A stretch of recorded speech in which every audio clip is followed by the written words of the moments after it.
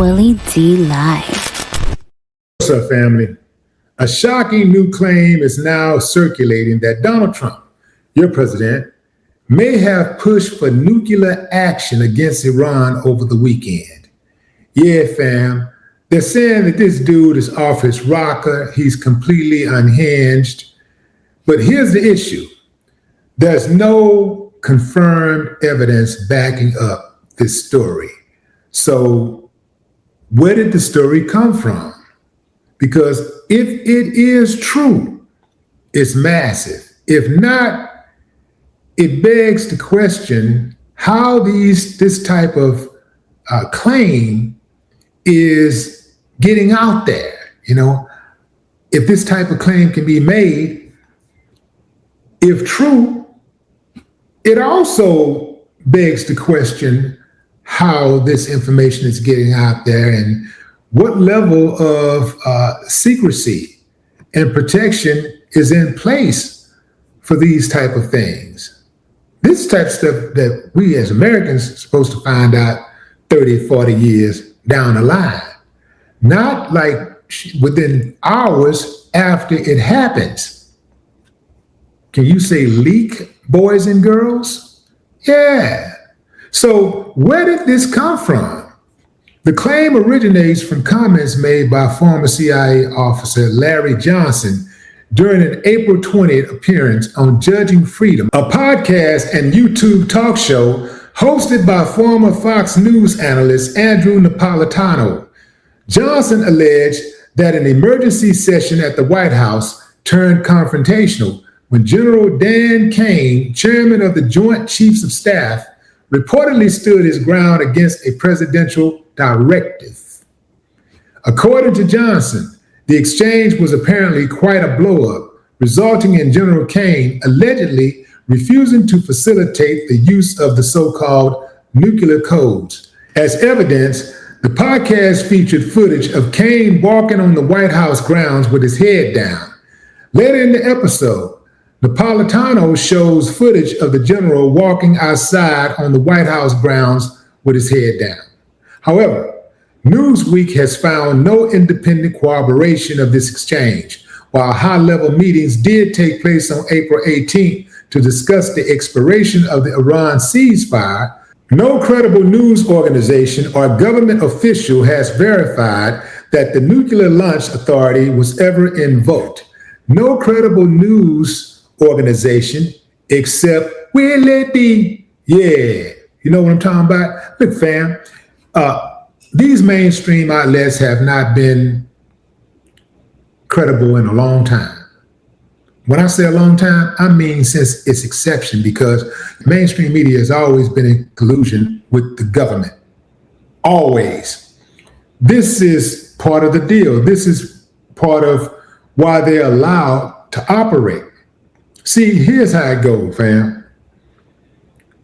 Nothing, and I mean nothing, that goes on in this country goes on without the permission or the allowance of government. Nothing. And almost nothing goes on without government involvement to some extent. Yeah. So don't think when you hear these stories in mainstream media, just because these people are using pretty words and they got nice slogans and all of this stuff, you know, talking about fair and balanced or your news, your way and all that. Man, that's game. They just talking. These people are in cahoots with the government at every level, even Hollywood. When you watch those films about things going on in government and you're wondering why it happens just a few years later, the government is preparing you for such change, especially when things are a certain way and they know it's going to be a hard sell to the American people. What they do is they finance a movie and they make sure that the movie is not just a regular movie. They make sure it's a blockbuster movie. They make sure that the movie gets a lot of attention, oftentimes rewards and other accolades, right? They make sure that that happens because the idea is to brainwash you into believing a certain thing that they want you to believe in, accepting something that you otherwise would not accept had you not been convinced via entertainment. That is the game. There are so many movies out there that the government, blockbuster movies, that the government has financed. They finance these movies because it's easier to put up $50 million or $10 million or even $100 million for a movie, and they're going to get the money back. But it's easier to put that up and get a return on their investment so they can get their money back and they can get the message out. Whereas oftentimes we're just trying to put the message out and just trying to go through the media, the traditional route. They may not see any money back, and they may not be as convincing. But if you want to convince people of something, if you want people to buy into a program, a thought, if you want them to support a cause, entertain them, and you can get them. You can absolutely get them. Remember, let's go back for a moment. Remember the kiss? They called it the kiss. The first time there was a same-sex kiss on television. Ellen DeGeneres. Is it DeGeneres? DeGeneres, yeah, DeGeneres. What's her name? Ellen. Okay, how about that? Ellen, she had that show, Will and Grace. And she kissed a girl, and that opened up the floodgates for all these other shows with same-sex sex going on and kissing and all that stuff. That started when Ellen DeGeneres kissed that girl and she got away with it. See, they were waiting to see what was going to happen. There was a lot of little family groups and stuff like that, protesting or whatever, but it wasn't loud enough. So they tried it out first. They always try it out first with the women anyway. So they tried it out with the women.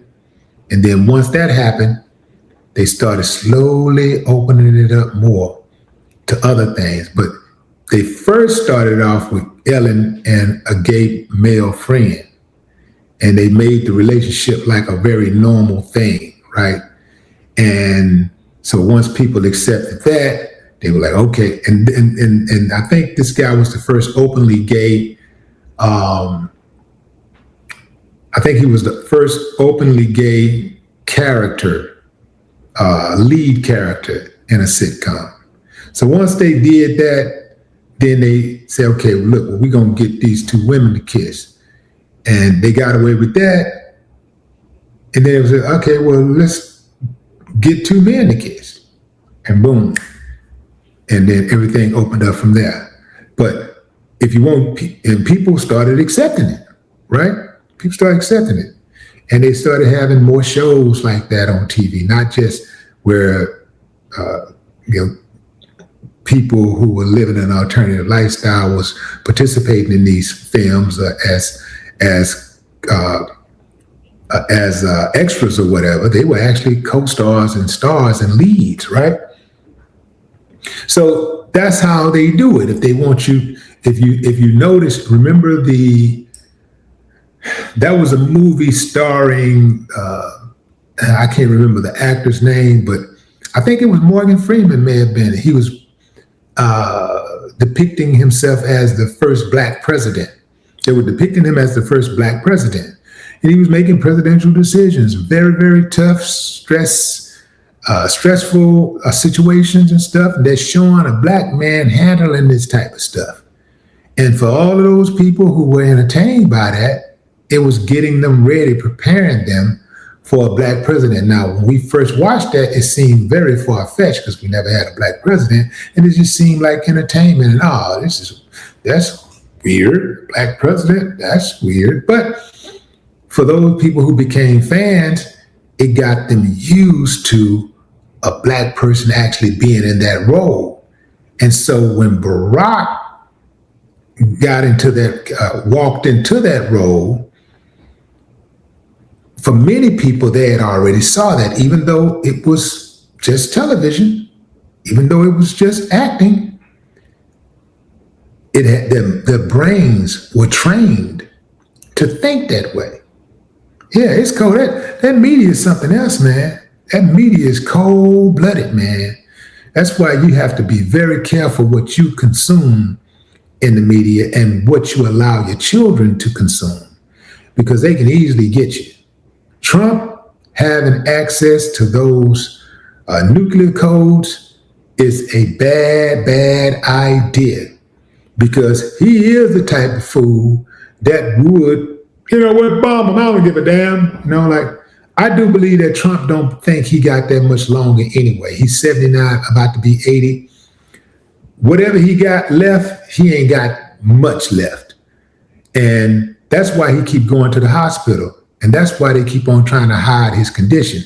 I wouldn't be surprised if Trump had cancer or some other type of deadly, chronic illness. I would not be surprised if that was the case at all, because, he just goes to the doctor way too frequently. And it's always something else. Every time you look around, he got a spot on his hand. He got a spot on his neck. Got a spot in his mouth, on his lips. That could be something else. But he's not doing all that. He's not getting none from Melania yet. But anyway, fam, what say you? Drop a comment. I'd love to hear your thoughts. No more talk.